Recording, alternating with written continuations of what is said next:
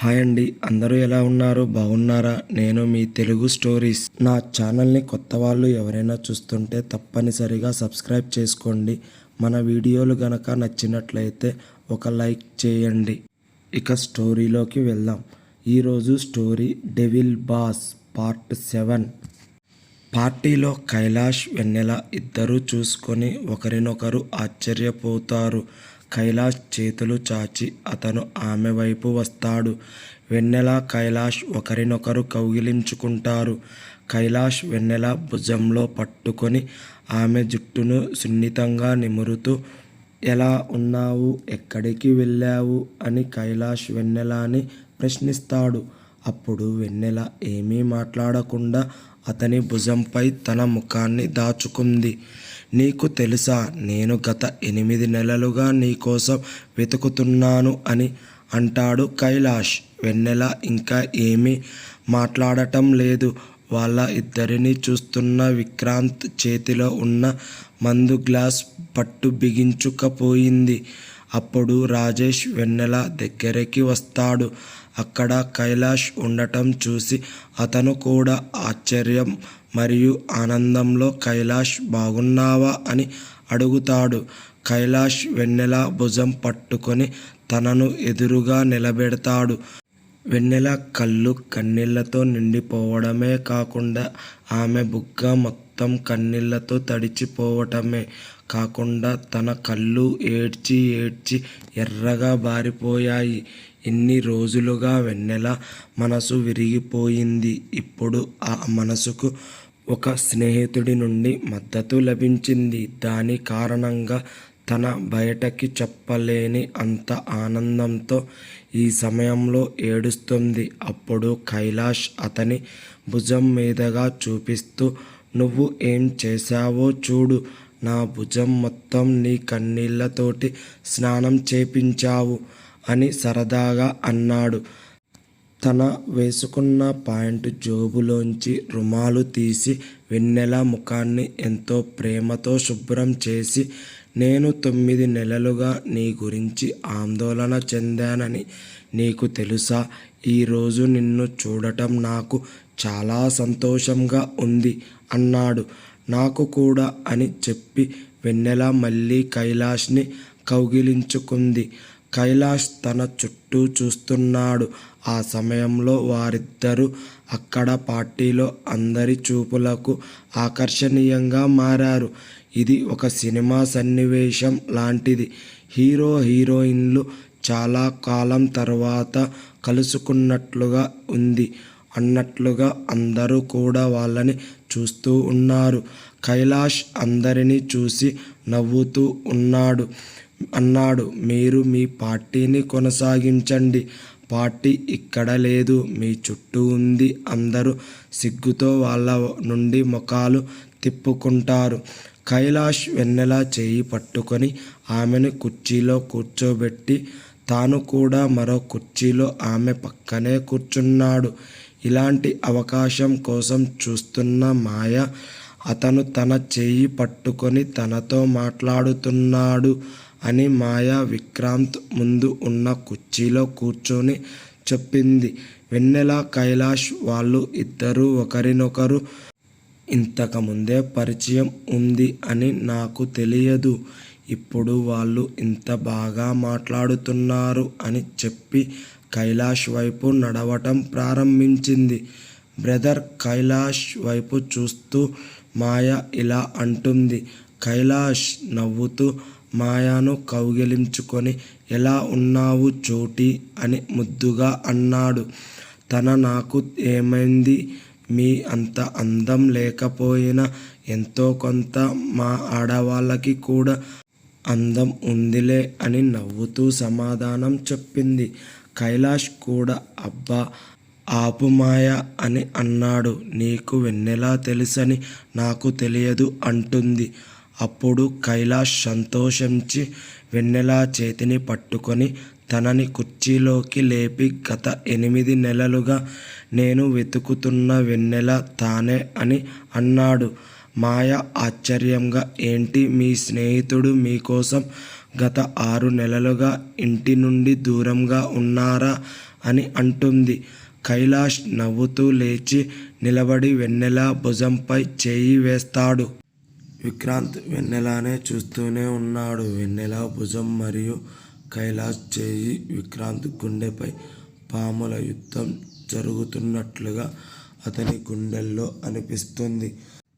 తన చేతిలో ఉన్న డ్రింక్ని ఒక్కసారిగా పూర్తి చేసి పక్కన వెళ్తున్న వెయిటర్ని ఆపి ఖాళీ గ్లాసుని అతని చేతిలో ఉన్న ట్రేలో పెట్టి పక్కన మందుతో ఉన్న రెండో గ్లాసుని చేతిలోకి తీసుకున్నాడు.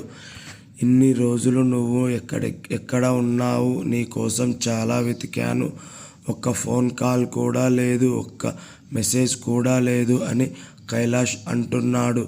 వెన్నెల తన వ్యక్తిగత జీవితంలో చాలా గందరగోళం ఉండటం వలన ఇవి ఏమీ అతనికి చెప్పకూడదు అని నేను బిజీగా ఉన్నాను అని వెన్నెల ఇలా చెప్పి చిన్నగా నవ్వుతుంది. రాజేష్ వెన్నెలతో, నువ్వు నీ ఆహారం తినాలి అనుకుంటున్నాను. నేను ఇక్కడి నుంచి వెళ్ళిపోతాను కనుక నిన్ను మీ ఇంట్లో దింపిన తర్వాత నేను మా ఇంటికి వెళ్తాను అని అన్నాడు.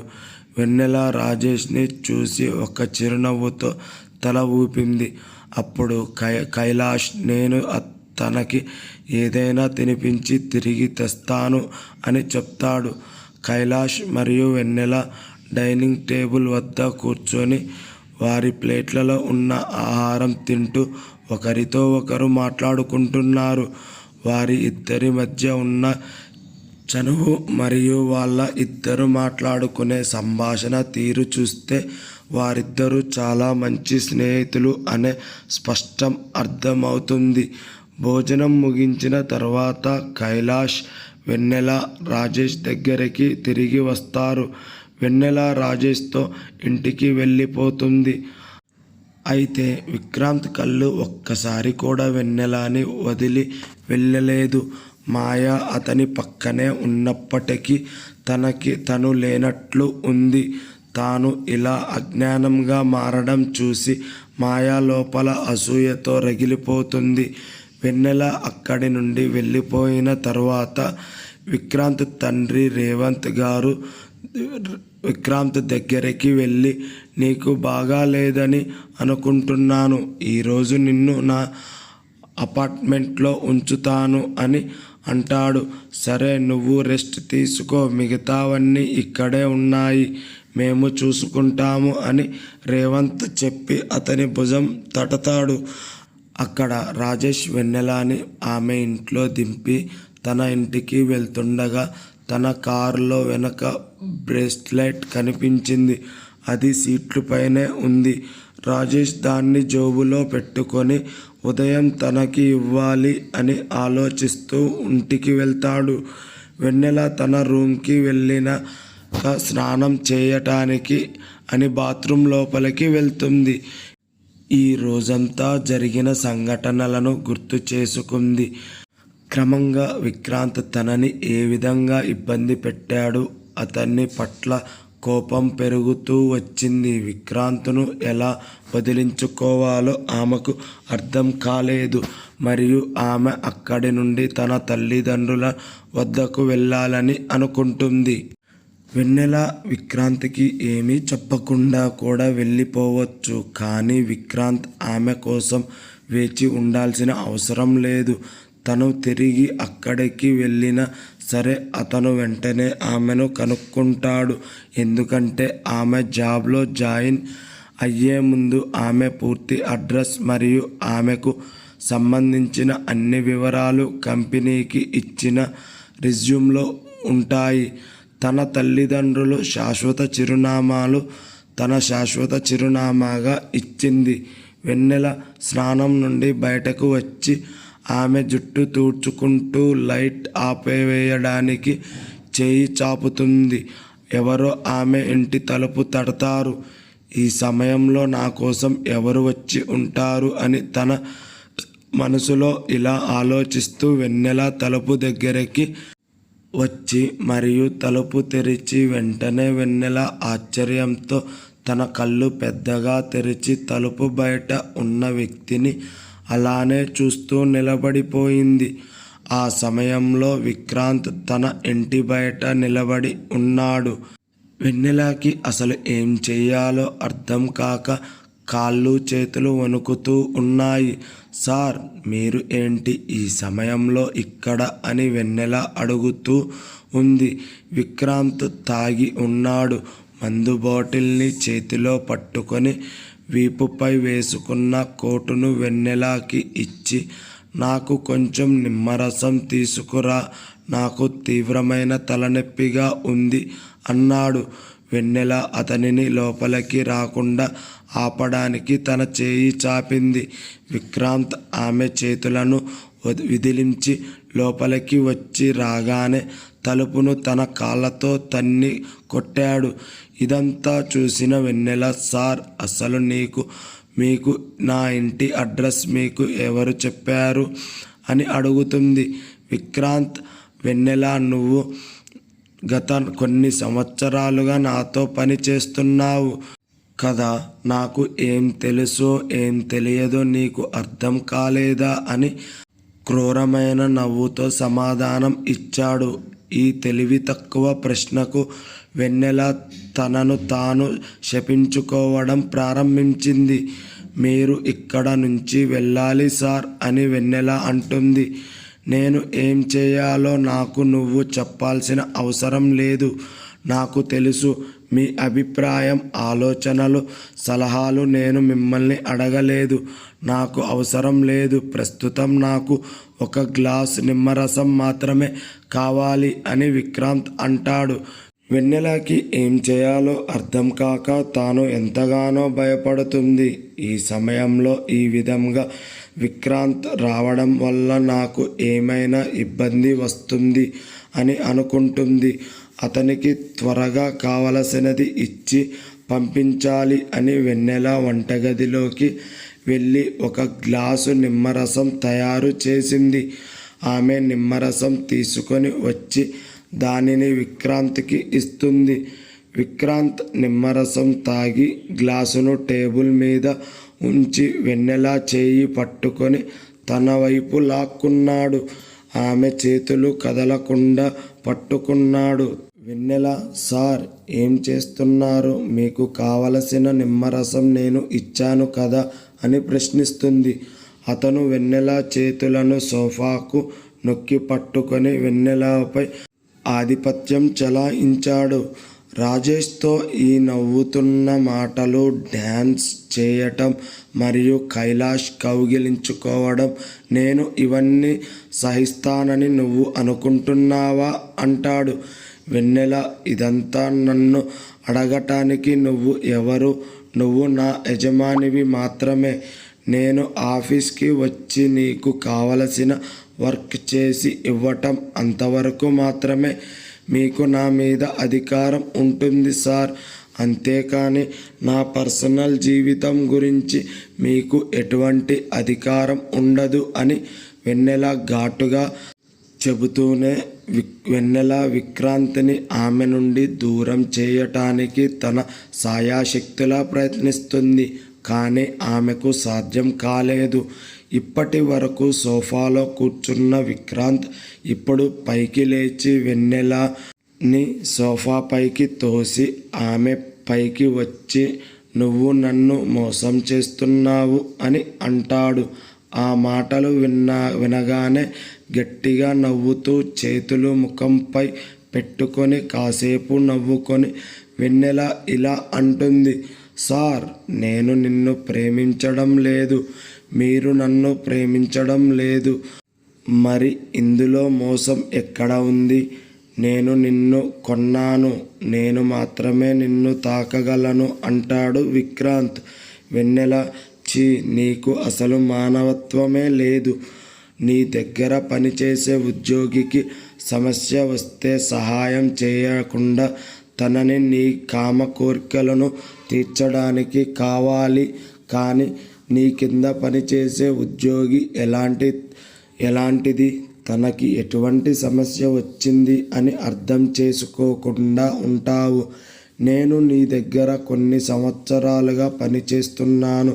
అయినా సరే నువ్వు కనీసం నాకు డబ్బు కావాలి అని లోన్ కోసం వస్తే మీరు కనీసం సహాయం చేయకుండా మీ కామం బయట పెట్టావు కదా అంటుంది. అప్పుడు విక్రాంత్, మీ ఆడవాళ్ళకి కావలసినది డబ్బేగా, ఆ డబ్బు కోసమే కదా అందాలను, ఎత్తులను, వంపు సొంపులను వయ్యారపడుతూ మాకు చూపిస్తారు. మీకు కావలసినది డబ్బే కదా అని నవ్వుతూ విక్రాంత్ ఆమెకు సమాధానం చెబుతాడు. ఇలా మాట్లాడటం విన్న ఆమె, మీరు నన్ను 6 నెలలు కొన్నారు, మీ ఒప్పందం ముగిసింది సార్. నేను ఈ ఒప్పందంలో మరింత ముందుకు తీసుకెళ్లాలని, కానీ నేను ఇకపై నన్ను అమ్ముకోవాలని అనుకోవడం లేదు సార్ అంటుంది. విక్రాంత్ ఆమెను చూసి గట్టిగా నవ్వాడు. వెన్నెల అతని వైపు ఒక పిచ్చివాడిని నవ్వుతున్నట్లుగా చూస్తోంది. ఏంటి విషయం? నువ్వు కైలాష్తో పెళ్లి ప్లాన్ చేసుకున్నట్లున్నావు అంటూ విక్రాంత్ ఆమె పైనుంచి లేచి కూర్చున్నాడు. వెన్నెల తనని తాను కొంచెం వెనక్కి తీసుకొని సోఫా అంచున పట్టుకొని కూర్చొని, పెళ్ళి మరియు అన్నీ అంది. అన్నీనా? నువ్వు కైలాష్తో లేదా రాజేష్తో? మీరు ఎవరితో చేయబోతున్నారు? కాస్త మాకు చెబుతారా అంటాడు. సార్, నన్ను చూడండి. నన్ను చూసిన తర్వాత నేను ఇప్పుడు ఒక ఇంటి గర్వకారణంగా మారడానికి అర్హురాలని అని మీరు అనుకుంటున్నారా? నేను ఇతరుల ఇంటి మర్యాదను నిలబెట్టే అంత స్థాయికి లేను అని చెబుతూ ఆమె కన్నీళ్లు పెట్టుకుంటుంది. ఎందుకు, నీకు ఏమైంది అని ప్రశ్నిస్తాడు అతను. సార్, అమ్మబడిన అమ్మాయిని వేశ్య అని సమాజంలో అందరూ వ్యక్తులు అంటారు. ఆమె ఎవరి ఇంటికి గౌరవాన్ని తీసుకురాదు. నా కన్యత్వాన్ని డబ్బు కోసం అమ్ముకున్నాను కనుక తిరిగి నేను దానిని ఏ పురుషునికి ఇవ్వడానికి అర్హురాలని కాదు. కాబట్టి నేను భార్య కాగలనా అని సమాధానం ఇస్తుంది. విక్రాంత్ ఒక చిరునవ్వు నవ్వి, నీకు నేను ఒక్కడినే ఉన్నాను ఏంటి? మీ ఆడవాళ్ళు డబ్బు కోసం ఒకరు కాకపోతే ఇంకొకరు. నీకు డబ్బులు ఎక్కువ ఎవరు ఇస్తే వాళ్ళు దగ్గరికి వెళ్తూనే ఉంటావుగా అంటాడు. విక్రాంత్ ఆ సమయంలో వెన్నెల దగ్గరికి ఎందుకు వస్తాడు? విక్రాంత్ మాటలకు వెన్నెల ఏం చెప్తుంది నెక్స్ట్ ఎపిసోడ్లో తెలుసుకుందాం. వీడియో కనుక నచ్చినట్లయితే ఒక లైక్ కొట్టండి. కొత్త వాళ్ళు ఎవరైనా చూస్తుంటే మన ఛానల్ని సబ్స్క్రైబ్ చేసుకోండి. Thanks for watching.